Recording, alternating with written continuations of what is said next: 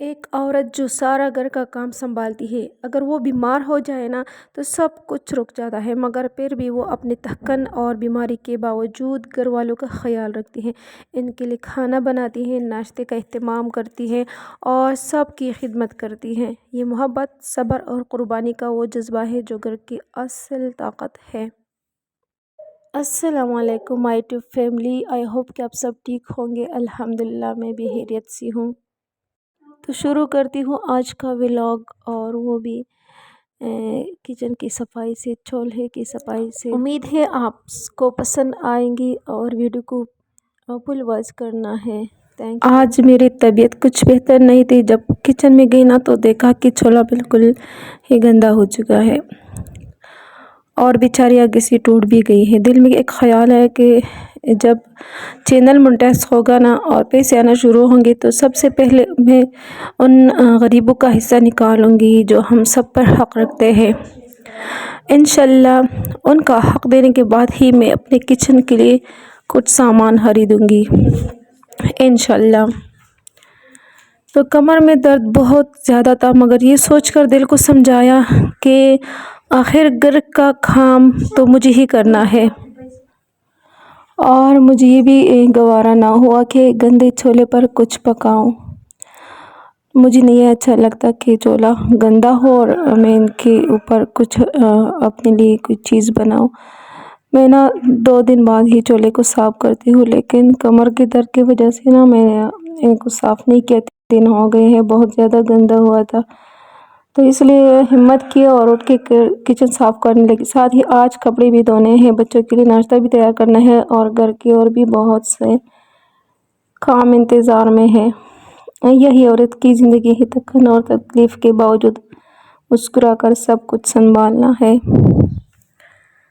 तो बस फाइनली जो चूल्हा है ना, इसके ऊपर मैंने सरफ और खाने का सोडा मिक्स किया और इनकी मदद से मैंने ये साफ़ किया और माशाल्लाह से साफ़ हो गया। लेकिन छोले की जो क्वालिटी है ना वो इतनी अच्छी नहीं है, मतलब वो ज़्यादा महंगे नहीं है, तो इसलिए इसका जो चादर है ना वो अच्छी तरह साफ़ नहीं होता।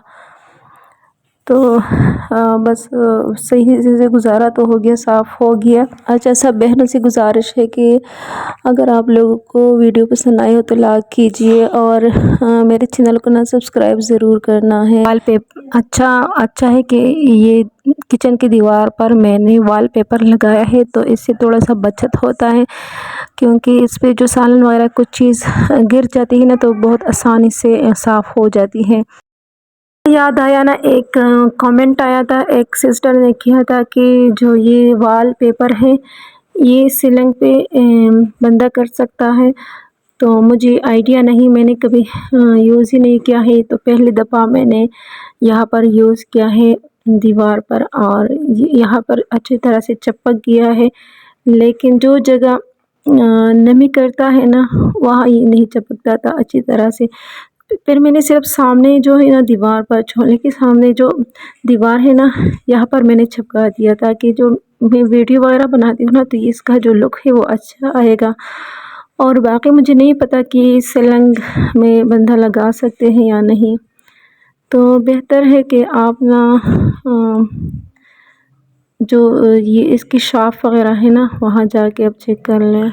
अच्छा, यहाँ पर ना मैंने अपने लिए चाय बनाई है और साथ में समोसा मंगाया है, तो मैं चाय पी दूँ, इसके बाद ना फिर मैं बाकी काम करूँगी।